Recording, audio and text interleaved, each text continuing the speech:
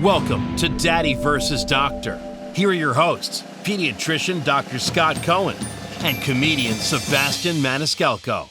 Daddy versus Doctor today. Really excited coming into this show. You seem excited. This is as the problem, I need some excitement. I don't. Voice fluctuation? No, you know what? When you're on stage, you're really animated. Yeah. And then I bring it down. Right. And I don't get excited publicly.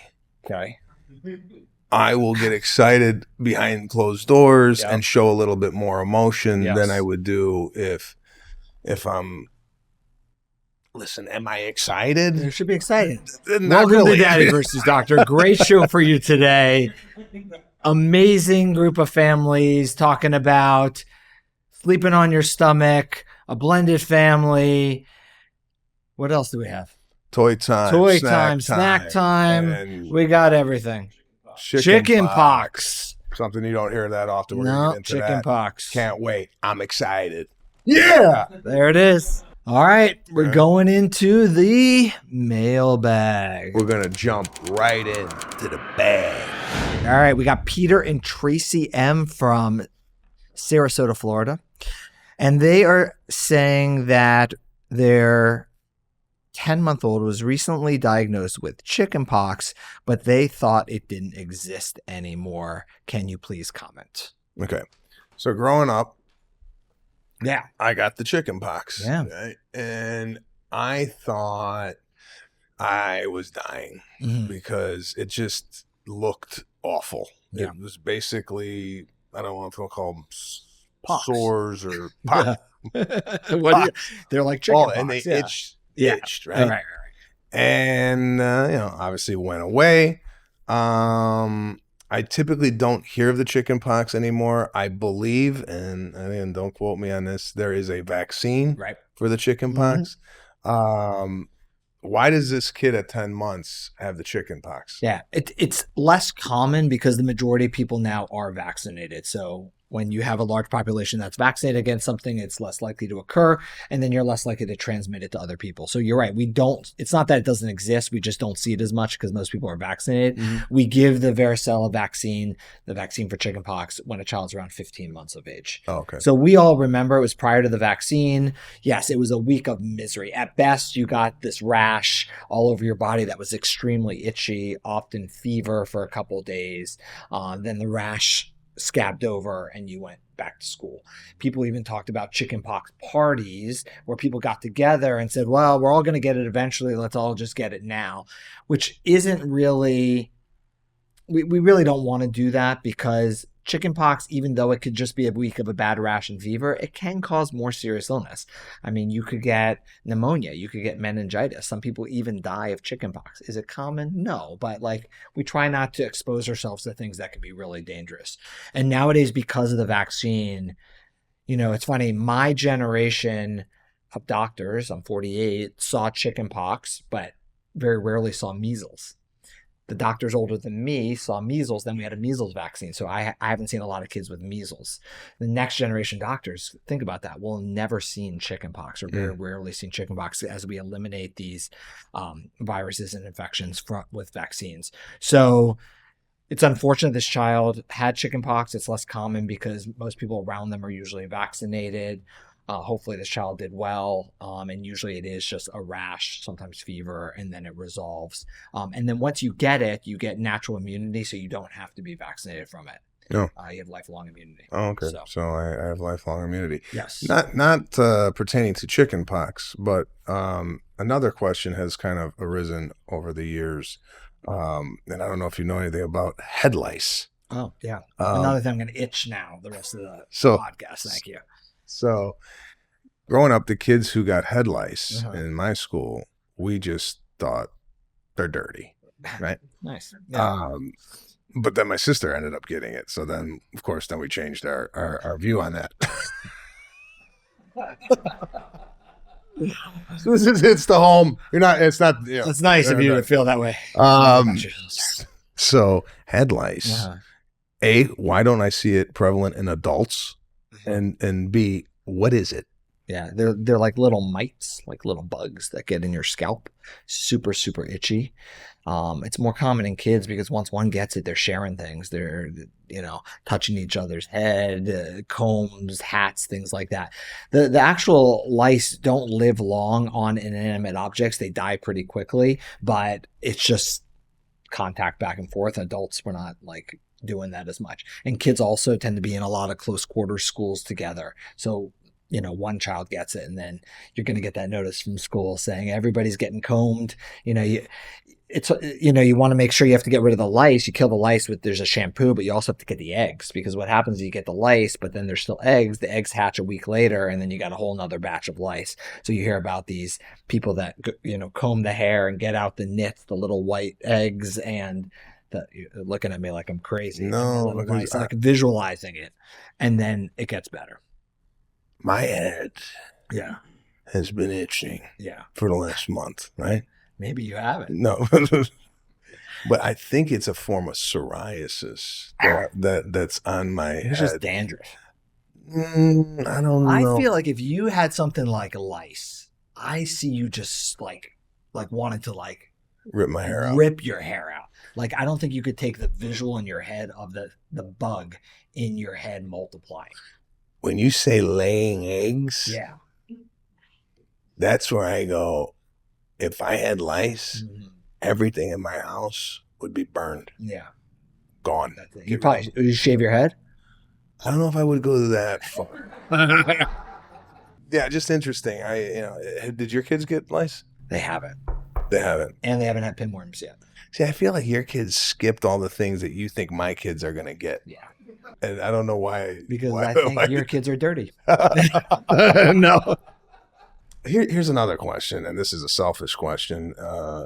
Just take Not surprising, right? Just take me as a caller. So Caruso, I'd say for the last, 3 weeks, has had like a gurgling almost in his chest, almost like he's got like a yeah. And it's lingering. Yeah. Is that from the colds that he's had in the past? Yeah. It almost feels like he's got to hock something up. Yeah. And it happens in the morning. Yeah. It's prevalent in the morning. So you hear that more in younger children, especially after any recent illness, because their upper airways are small. Mm-hmm. So when you get sick, your airways get inflamed.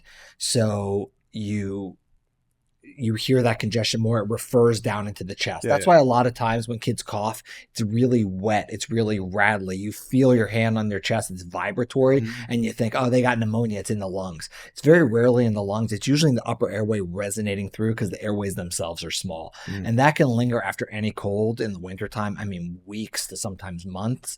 And it's worse in the morning because of the postnasal drip, right? So you're laying down, all the mucus sort of sits, and then you're breathing through the airway that has mucus in it, and it's turbulent, and you hear turbulent air as opposed to air going through a wind tunnel that you don't hear, which is clear ears. See, for an uneducated parent in pediatrics, the world is collapsing, right? Yeah. He's got a lung disease. You automatically go to, what is this? Right. In your parenting, have you ever come across, because to me, I feel like if you're a pediatrician, you don't worry, because I have seen that. Yeah. Has there ever been a point where you go, this? Yeah. I think you're right. Perspective is everything. It's sort of like first child versus second child. First child, no matter how you prepare, even we've talked about this, me who've taken care of thousands of kids, I figured my first child would be a breeze. I've seen thousands of kids. I know what's going on. And the first child, you don't. You hold, you stare, you fix. You just, you feel stuck, even if you know it. And the second child, it's like, where did I put them? Because you feel like everything's fine. And it's perspective. The one time that scared me, because you know me, I'm pretty laid back, was, about Lexi? Did I ever tell you the story about Lexi? She was about 4 years old. She had fever all week. Pretty much it. And fever broke on, let's say, Friday, and she had a ballet class. I think it was Sunday morning. And by then she was feeling better. She hadn't had fever for 24 hours. She really wanted to go to the ballet class. So we took her to ballet class, and we're walking out of ballet class, and she fell to her knees, and she said, "Daddy, I can't walk." And I said, okay. So I picked her up and I carried her and I put her in her car seat, and I looked, and her body her legs were covered with bruises all around her legs. And as a pediatrician, talk about what you know. When I see that, high fevers for a week, bruises, limp, can't walk, there's really two things in the differential. One is leukemia, cancer, obviously not good. And the other being something called Henoch-Schlein-Purpura. You're going to be like, where the hell does that come from? Did you hear that, guys? So it's called Henoch-Schlein-Purpura, which is a type of... What's the name again? Henoch-Schlein. It's Henoch. No, Schlein. Schlein with 2 dots over purpura. Anyways, it's a form of a vasculitis that is often post-viral, and it causes inflammation, and you get bruising, and it can affect different parts of your body. It's in the differential. Thankfully, it's self-limiting in most cases. And the way you differentiate the two is a blood test. You do a CBC, and you look at your white blood cells, your red blood cells. If they're all low, it's possibly cancer. If they're normal, it's most likely this. So I said to Erin, it was Sunday, and I said, we have to take her to my office right now. And she goes, why? I go, oh, no, I just want to do like a finger prick. And she knows me. She knew I was lying right off the bat. She goes, she goes, you're scared. What are you worried about? And I said, because I said I was going to call my nurse. I didn't want to poke her. I was going to call my nurse, pick her up, and bring her to the office still. And I said, these are the two things I'm worried about that it could be. And now we're all freaking out. And we got to my office. We did the blood test. Thankfully, the blood test was normal. And she had the latter. She actually had a horrible case of Henoch-Schlein-Purpura. Typically what happens is it affects joints, you get swollen joints, it affects skin, you get bruising, typically lower extremities, buttocks. She actually had it all over her body. She would get horrible swelling for weeks. She couldn't walk by the end of the day. I mean, literally could not walk at the end of the day. It can affect your kidneys, so you follow urine. It can affect your brain, very uncommon to have cerebral findings. She didn't have any of those things. And we watched her for a couple of weeks. It self-resolved and she got better. So the better of the two scenarios wasn't great, but it wasn't leukemia. And that's when I was really scared. Well, it's funny. It could be also you having all this knowledge also could be scary too, because once you see it present itself, you're like, holy shit, it could be one of two things. Me, if I saw that, I'd be like, I wouldn't know what it was. So I'd have to go in and get it evaluated. Yeah. But you're seeing stuff and you're like, holy, this could, I always think about if it was a patient, how I would respond. And with a patient, I probably would have been much more reassuring because I would have known it was more likely to be this HSP, because you don't want to also scare parents, but you rule it out. But my head just went dark right away, especially from seeing what we saw, in the hospital and stuff like that. Christ. And it changes your life. Oh yeah. And I get emotional just thinking about it, because it's really scary when you have a sick child of any sort. And you went through this in the ICU with Serafina. It's just a different beast. Oh, it is. It is. I mean, it's awful. You feel helpless. It's terrible. And for any parent that's going through whatever, cancer or heart, brain, whatever it might be, it's just going through it at a small level is heart-wrenching. So we're definitely sympathetic to those parents out there that are going through those tough times.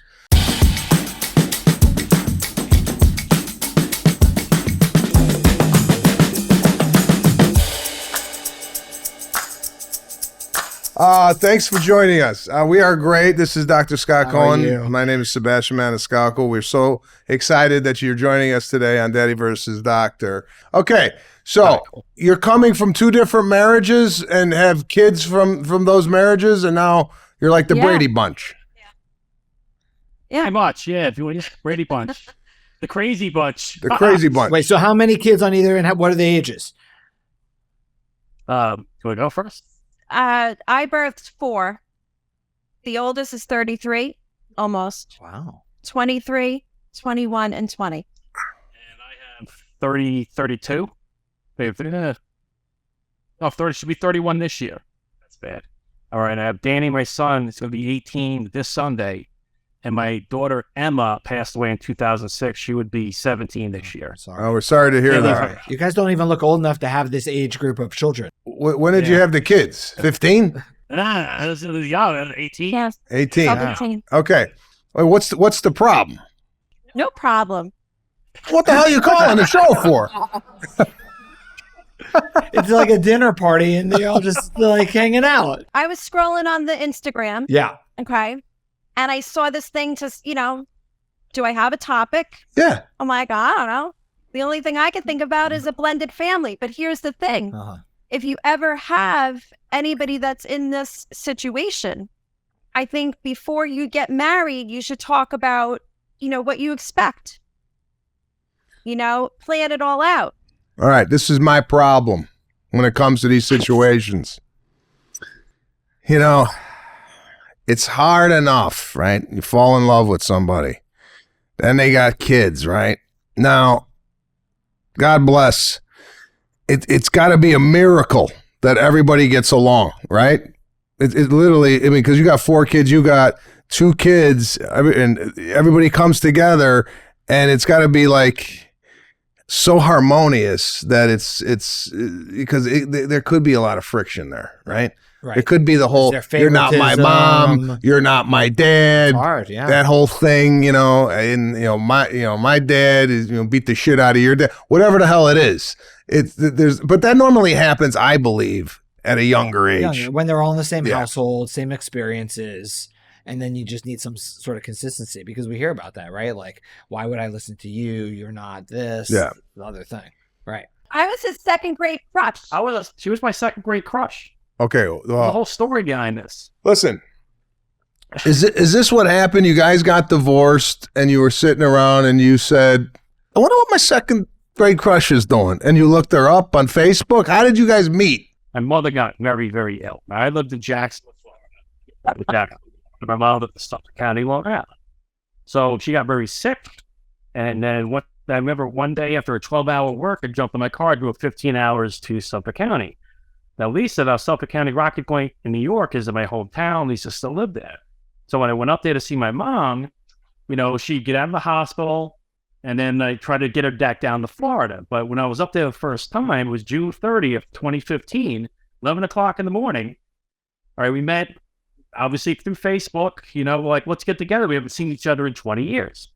So we got together June 30th as friends. And then when I went back down to Florida, she would go and look after my mom. So when my mom went back in the hospital, I turned about 15 hours back up there. This went on for about 8 months. Okay. Then my mom passed away February 23rd of 2016. But in the meantime, we became very close. And that's to marry me in October of 2015, 3 months after being back, home, back and forth. And I would travel. Yeah, she would travel back and forth, and then we finally got married 5 years to the day, really, in Fort Lauderdale on the Rotunda at the Hilton. So it was actually a Tuesday, 11 o'clock in the morning, June 30th, exactly 5 years to the day. Yeah. You know what? You amaze me with the memory of dates, and I've met people like this in the past where, they'll go, yeah, no, when I left my job on December 2nd, 1978, and I'm like, how the hell? The fact that you were going over to check on his mother is just dynamite, and I don't know how the hell you don't marry any woman that has that type of, that's a really sweet thing to do. But now that you're a blended family and the kids are, half coming over, half not, whatever. Any advice that you could give on as we part off this call to blended families out there? Did you do something that other families just aren't doing? How did you make it such a easy transition? Talk about what you expect from each other as step-parents, as parents, what type of parenting, you're going to instill in your own children and then somebody else's child. And be good with the exes. You have to be good with the exes. His son's turning 18 on Sunday. We'll all get together. Exes, ex-grandparents. Yeah, you gotta keep it, gotta keep it civilized. And you gotta lead by example. You never expect your kid to do something you don't do yourself. I think leading is the most important thing. You can't push them. You got to lead them. And hopefully they make the right decisions. Really good advice. Solid advice coming from a Thank you couple guys that really knows what they're doing over there. Get off your knees. Go back to what you were doing. We really appreciate spending a little time with you guys today, and we hope I appreciate it, Spatch. the best for you in the years to come. God bless you guys. Thank I you. appreciate it. Take care. We had that other caller once, a new stepdad, young guy, who was worried about disciplining his stepchildren, and it was about he wanted permission from his new wife to do that, so he felt he was doing it the right way, and that's sort of the things they're talking about, which is it's really good advice. Yeah, it's hard. I mean, it's coming to a situation where you're the other parent, and now you're raising, say, a 7-year-old or 5-year-old. Everybody's amicable. Yeah. So that call was an example of the woman probably just wanted to hop on with us to kind of shoot the shit. And She's helping a lot of people. Yeah. Like that's really good Yeah. advice for a lot of people. Yeah. So it's good. I mean, this is we take a situation And we just and we flip it on its head, and then the next thing you know. All right, everybody. One of my favorite portions of the show, toy time. Double T coming right at you right here on Daddy vs. Doctor, where we take a toy, we analyze it, and give it a lollipop grade. Have you had a toy that you haven't ripped to shreds yet? I don't rip them to shreds. What I do is Yeah. I give an analysis from a business perspective. Oh, I like that. Yeah. And then you typically give it from a user, Right. And then That's a good combine point. the review. And I pretend I'm a 4-year-old Yeah. little boy. Yeah. Yeah. And you're exactly. And the I'm an business executive. Thank you. Appreciate that. Which is pretty much our life together as well. I'm a 4-year-old boy and you're a business executive. all right, Thank you here very we go. much. Here's All the right, toy what is the for toy? this episode. Here we go. Fisher Price. It's Stream and Learn Remote. 6 to 36 months. Now, It's exactly what my DirecTV remote looks like. just looking at this, what is it? It's a toy remote, plastic remote. You press the buttons. My guess is it plays some songs, maybe ABCs, some numbers. Okay. I don't know what the smiley face does. Okay. Here's what I think right off the bat. Okay. My quote unquote issue. I don't know if you saw this with your kids. I saw this with my kids. Your kids always want what yours is. Mhm. So I found this early on, like whether it was a cell phone or remote, and we tried to, like, even if I gave them an old cell phone, like an earlier version of the iPhone, they wanted nothing to do with it. They wanted mine. Mhm. Same thing with remote controls. They fake remotes. They play with it for 2 seconds and then they wanted the real one. Did Yeah. you ever find that? Yeah. Why do they not want to put down what we have? I know. And They always want what we have. This, if you gave them, it's 5 minutes in it. And That's my feeling on it. This is a toy. No, I'm not. Watching purple. Now it's getting good. This may be more than a couple minutes. Hold on. This could be fun. Hold on. What is this? Oh, they changed the whole.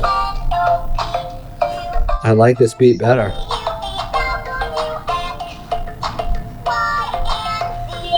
Here's the problem. When they learn that in school, they're going to get it wrong if they try to sing it like that, though. All right. This is the problem I got right off the bat. What's going Right, on? the problem I got. This goes with the birthday song.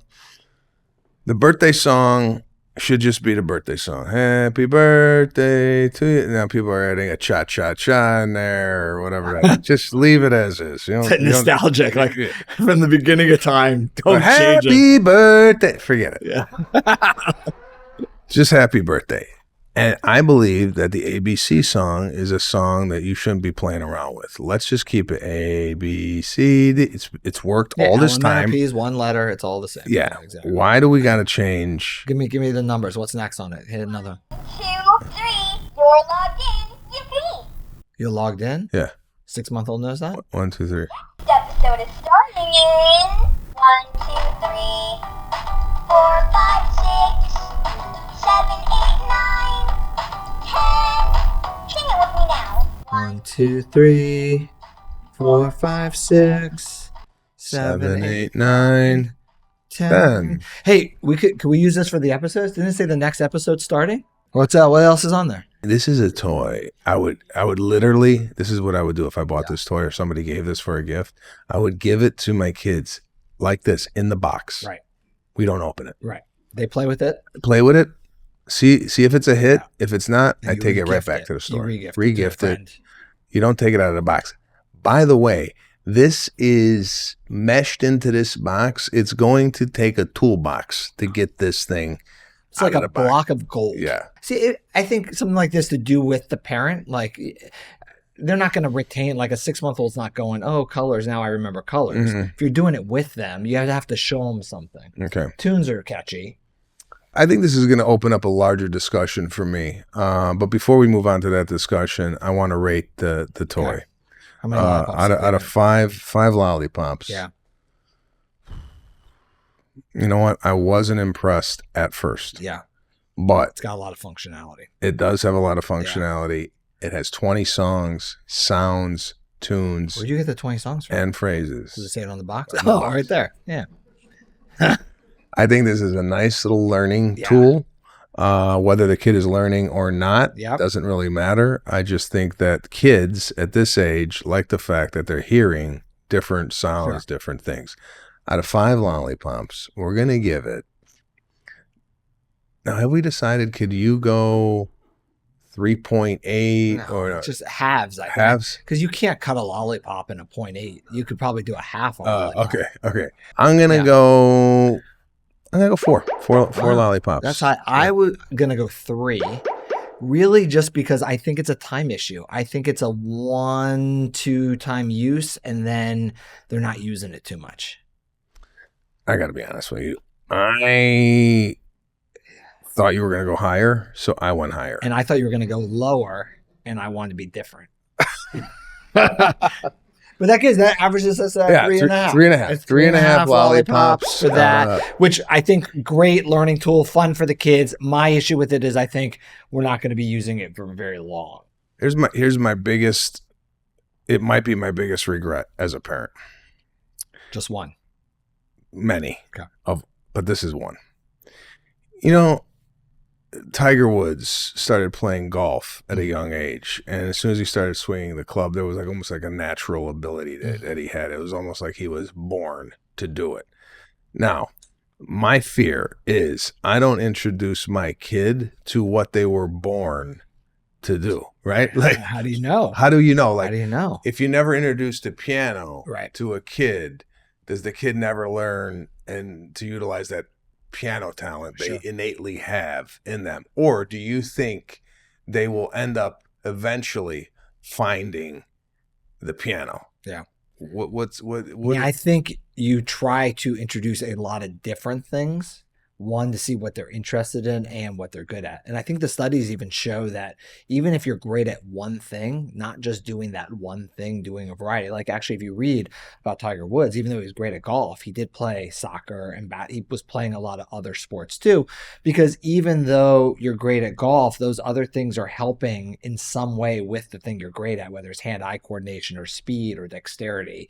So there is, I think, benefits in doing lots of things and not just one thing. And it also helps expose you to lots of things. I also think, don't you think your likes change over time? I do, but being introduced to something at a young age and being able to master that thing, Right. Because like they say, language, you introduce that at a young age because you're able to like learn it, and it's harder to learn at 50 than it is at 5. Let's say Caruso has the talent to be a downhill skier, Right. Olympian, but he's never gonna. Right. So you'd have to, right. But you'd have, right.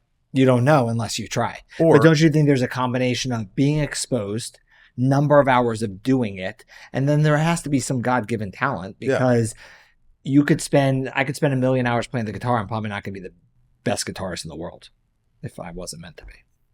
Yeah, but what if you all of a sudden picked up an instrument now, Right. right? It Like was the like, violin, wow. and you were like, "Whoa, this is coming So easy." Yeah. Why? It's my other life. Why wasn't I introduced to this when I was 5? So that's not a violin, by the way. That's not a violin. This. The violin's here. This is here. There's a bow. What is this hand doing? This is the bow. You're like plucking a guitar. This is no. It's long, smooth. yeah, but I'm one of those violinists. You're like a rock violinist. This You're ain't like electric No, violinist. this is one of those. I get it. Yeah. What do you think, Serafina and Caruso? What are their things? Well, I mean, like Serafina enjoys acting. Yeah. You know, she's in this little theater group, Yeah. and she got a part in Beauty and the Beast. She's playing the little Mrs. Cup or whatever the hell it is. Mrs. Potts. Mrs. Cup.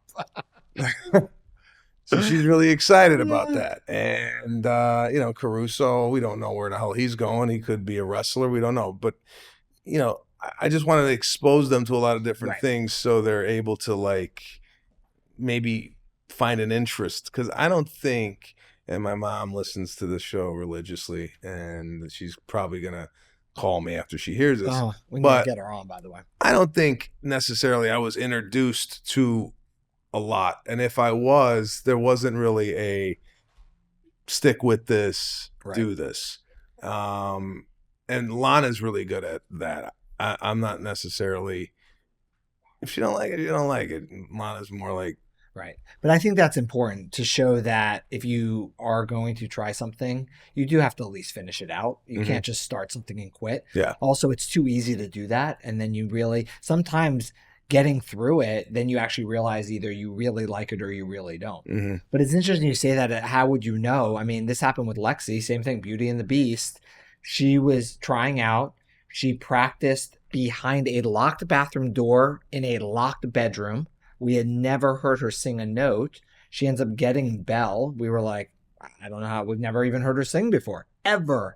And all we cared about is to hear that at her dress rehearsal, she didn't run off stage crying. And then she ended up having this beautiful voice that we had no idea in 6th grade. So all those years passed, we never, so those things pop up. But and we're fortunate as parents that we can expose them to these things,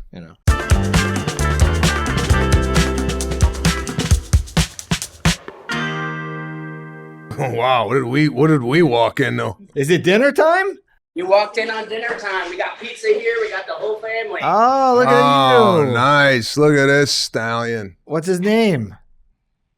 Her name's Lucia. Her name, See, right. you always mess that up. It's I like know, telling somebody, oh, when do you do? And they're not. So you know. don't do that. I know. Welcome to our show. This is Dr. Scott Cohen. My name is Sebastian Maniscalco. Now, we understand you guys got a question about little baby sleeping on her stomach at 6 months. Are you asking if that's okay, or what's the exact question? Yeah, so she started rolling about a month ago, and she just started, and it was like right after that she slept on her stomach, and she was barely confident with it. And it's like she just sleeps like face planted down, like her mouth and her nose are covered. And me and Laura are kind of the differencing of opinion, and she thinks it's all right because she can confidently roll. It freaks me out though. Like it makes me think that she might be able to suffocate. So I find myself just going in there all the time to check on her, and I find conflicting opinions online as well too. Like some say that it's fine if they can confidently roll, and then some say they shouldn't sleep on their stomachs until a year. Yeah. How old is she? She'll be 7 months in a week. Great. So this is a very common concern of parents as soon as they start rolling. I had the same thing with my daughter, around actually 4 months, I'd put her down on her back, walk out, she'd roll on her stomach. As a concerned father and pediatrician, I'd walk in, roll her back on her back, walk out, she'd roll on her stomach. Well, how do you do that all night anyways? It's just impossible, but it's nerve-wracking, and I watched her the first couple nights on my camera. In reality, we always start a child on their back in general. And after 4 months, we want to get rid of any swaddle. She shouldn't be swaddled. No weighted sleep sacks. No straight jackets. So either pajamas free, or they could do a sleep sack if their arms are free on her back to start. No loose blankets, no pillows, no bumpers, nothing impinging. And then the truth is, any position she finds herself in, she's safe to stay in as long as she gets there on her own and there's nothing impinging her getting back. You want to do crazy amounts of tummy time during the day so she's comfortable in that position. So she looks around, goes back to sleep. My daughter, same thing, would sleep with her face straight down in the mattress. And I was like, why do you have to? So I used to go and tilt her head to the side. But in reality, if she's able to roll, the risk of SIDS is really dropped off. And honestly, logistically, it's very hard because you can't keep flipping her every time. So you want to decrease anything that can increase your risk. So the loose blankets, pillows, bumpers, always put her to sleep on her back, even if you know as you walk away, she's going to roll on her stomach. But then if she gets in that position, she's safe to stay there. So I think, Laura, you win. Wait, is that what Laura said? That's what Laura said. She feels fine with it. I don't know. It just freaks me out. Like her. No, I agree. Mouth. But do what you feel comfortable with. If going in and tilting her, you tilt her, right? You want to be safe. Make sure she's got a normal, firm mattress. She's in her crib, so she's got room to move around, all those other things. Thankfully, the incidence of SIDS, even though SIDS is technically up to a year, the incidence of SIDS really drops off after 6 months. And a lot has to do with the ability to move and the neurodevelopment. So, yeah, I was like yourself, where I feel there's a parent in the relationship that worries more than the other parent, right? In this case, I'm sorry, I didn't catch your name, bro. It's Alex. Alex. So Alex seems to be the worrier. Am I correct? I would say for the most part. Okay. Same with me in my relationship. I would be always going in to see if the kids were alive, right? No matter if they were sleeping on their stomach. I just need to go in and look and to see if the chest was moving up and down to know that, okay, I can now go to sleep. Because the fear for most young parents 100%. is the kid passing away, right? We just want to keep the kid alive. And we don't know what we're doing. No one, I'm sure you didn't know what the hell was going on the first time she flipped over and she's face down in the mattress and you're like, what the hell's going on? Can she breathe or whatnot? There's certain people like Laura who could just throw that out the window and go, it's okay. That's my wife. She's like, that's okay. Everything's going to be fine. And it's a balance, I think. If it makes you comfortable to keep going in, even after this call, to go in there and straighten her out every now and then go. It's whatever makes the parent 100%. 100%. Well, listen, we really appreciate you guys joining us today on the show. And we wish you the best with the little baby girl there. It's a great question because a lot of people have that. So it helped out a lot of people. Yeah, thank you so much. All right, we guys. Appreciate it. You guys. Nice meeting you. Enjoy Nice your to meet dinner. you, beautiful daughter. I think a lot of times people need to hear, and you know this, being a pediatrician. I Googled it. Right. Some say it's right. Some say the end of the world is you go to Google, right? Because there's no way you're going to be able to sleep at night. Because you can't weed through Google. Yeah. You don't know the information. That's why you're asking Google, but then they're giving you so many different answers. You already didn't know the answer. How do you know which of these answers are right? That's the problem with it. If it was 100 of the exact same answer, you could be like, oh, there it is. Yeah. But it's not. But it's funny because when I get questions like this, even though I've given the same advice for many, many years, and I know medically what to worry about and what not to worry about, still in the back of my mind, even as I tell them all the things I said, I still worry like, oh, but what if? Oh, yeah. God forbid, even as a pediatrician, you only know what your experiences are, but what if, because I think about it in the back of my head and you do it more as a parent.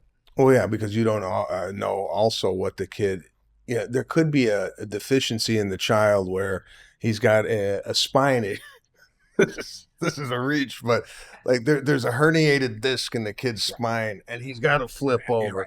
And we're right. He can't flip back. We're not a medical clinic. We're making assumptions. Yeah. Healthy baby, normal development. Yeah. They're checking with their pediatrician. Yeah. But in general, that's what we say to our patients. I give an example from my own personal life, what I dealt with today when I woke up. I have a sleep ring, right?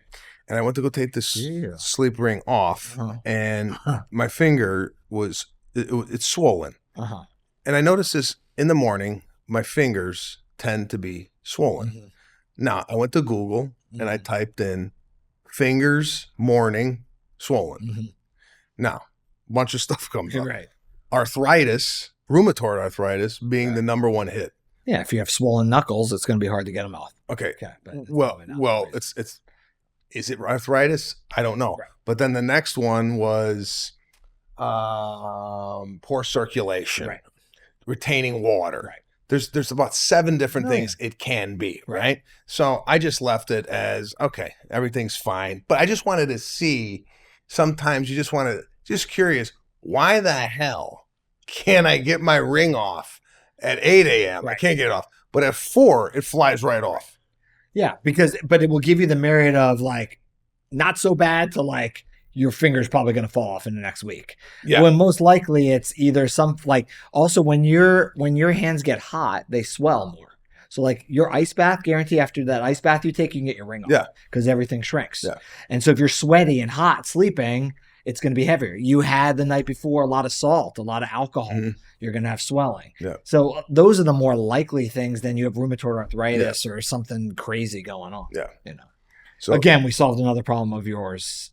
Somehow you weaved in an issue of yours in a pediatric discussion. listen, if we continue this show, Yeah, I'm never going to see a doctor again. No, I mean longevity. Your longevity is going to be amazing. You and I are going to live together till we're 100. Guys, we're having trouble coming up with a name for this segment. All right. Currently, it's called Snack Time. Boring. Boring. We're calling out to you in the comments below. If you have a real cool name for this portion of the show, we'd love to hear from you. Comment below. Send us a message. Do what you have to do. But right now, it's currently called Snack Time, where we take a snack and we review it and give it a lollipop score. I'm 50 years old, And we're doing. eating kid food. It's like we're On a Oompa podcast. Loompas. It's good. All right, what do we got? here we What go. do we got Oh. in the kid snack range? Now, Yes. I actually got excited Oh, when I saw these snacks. This is the Welch's fruit snack, yes. which I was eating these Just broke a tooth. as an adult, but then I found out what was in it, and I stopped. A lot of sugar in here, and again, I like how you just open and eat. There's no like, Love these. they are delicious. They are Love delicious. these. Could have the whole box. Don't care what's in them. Mm-hmm. Hold on, let me. Sometimes you just gotta eat the gummies. I love the fruit snack. I tell you the problem with these right off the bat. There's not enough. There's about 8, and once you start eating them, it's really addictive, right? So Yeah. You got to make sure you brush your teeth because they stick to every molar. I do. They're so good. Yeah, delicious. It says made with real fruit. Highly doubt it. Yeah. 70 calories in this little bag. I mean, kids, we shouldn't be worrying like calorie counting, Mhm. but that's like 10 per snack. It's so good. Okay, I know. I'll tell you where I was introduced to these. On an airplane. Yeah. All right. 10 grams of sugar. Yeah. When you see this come around in a basket Yeah. on an airplane, it's like alcohol to an alcoholic. Yeah. So Saturday morning, when you were a kid, no matter how tired you, Saturday morning, 7 a.m., I was up watching cartoons, Saturday Mhm. morning cartoons. My favorite cartoon ever was Gummy Bears. You remember that one? Gummy bears bouncing here and there and everywhere. Didn't get that in Chicago. No. So we are the Gummy Bears. I love Gummy Bears. These are not gummy bears. No. These aren't gummy bears. I don't know what these are. They're in a category all alone. Yeah, whoever bought this really messed up because these are two totally different things. Yeah, This well, is just candy, and this is candy. But regardless, they're good. These Yeah. taste like in 6 months, Yeah. there's going to be a news story. If you have Black Forest gummy bears, Yeah. get rid of them because there's a chemical No. on these things. You ever put these Yeah. in a cup of These water? are terrible. You ever put these in a cup of water? Cup of water, no. Yeah, put them in a cup of water. They become like 3 feet. Oh, really? They Yeah, raw? they grow. I think with all these things with kids, the key is moderation. I don't think sugar is a horrible thing in moderation because we seek out anything that we absolutely abstain from. But my issue would be that, right, if you gave me the box and you left me alone, I'd probably finish the box. You can't do that with kids. It's just, Mhm. If it's time to have one, you give them one. And if it's time not, when they're kicking and screaming, we got to have other healthy snacks too. My review on the Welch's fruit snack, 5 lollipops. You cannot beat this stuff. I don't know what's in here. I loved it so bad. I'll go 4.5 because it's not the best thing, but This is I liked this it. is dynamite. This is Dynamite. good. The organic gummy bears. I'll let you go first on this. First of all, I didn't even realize the word organic, which is sort of like, it seems like an oxymoron to put on any of these products. Mm-hmm. It's like orthodontic pacifier. It means, yeah, you use the pacifier, you're going to need orthodontics. Yeah. These weren't the best that I've ever had. They're a little gummy. 3.5. 3.5. Yeah. All right. I love gummy bears. I do. The ones I like are the ones that you go into these fancy candy stores, and then you go and open the bin, and then it's like hard. They're harder. You like the hard ones? Yeah, the harder ones. Yeah, right, like a Swedish gummy bear. Yeah, these I'm gonna go 2.5. Wow. Okay. Stars. What do you give it? But check out. I said 3. Oh, you did? Yeah. But check out the Gummy Bears cartoon. There you have it. What you learn in this segment is Welch's fruit snacks are a big winner. And check out the Gummy Bear cartoon that no one's ever seen. So this segment came about, one, to go over nutritious snacks and kids, but also because we film long hours and we're hungry. Yeah, and this gave us a spike. Once again, today, just a abundance of information. Really have to applaud you for sharing your story about your daughter and her having that disorder or disease that, what was it? Henachler-Purpura, which I think I probably misspelled, but you got the point. But don't matter. No one's going to, don't believe me. Our audience don't know how to spell. No, but seriously, thank you. I'm going nuts now. It's kicking in. Exactly. It's kicking in. The sugar rush. What else did we have? We had a couple call in who had a huge question in regards to blended families. Yeah. It ended up being some amazing advice from 2 people who blended their family of older children. Yes. So it was really great. Also, we got to thank the couple for calling in, Laura and Alex. Wow, I can't believe I remember their names. Yeah. With the baby who was sleeping on the stomach. Great advice there. Yep. Again, anything that you hear on this show, just take it with a grain of salt.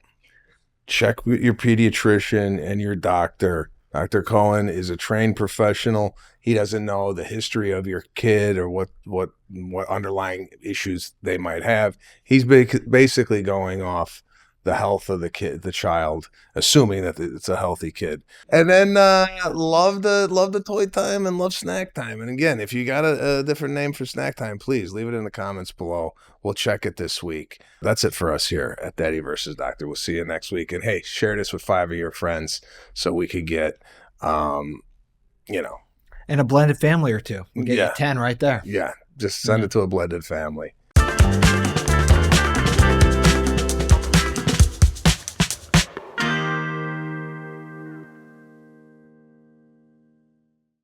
The opinions expressed in this program are not intended as professional medical advice, as a diagnosis, as a treatment protocol, or as a substitute for professional medical advice from your physician. Please consider your own medical history and consult with your own physician for your specific healthcare and/or medical needs and about your concerns for yourself and your family.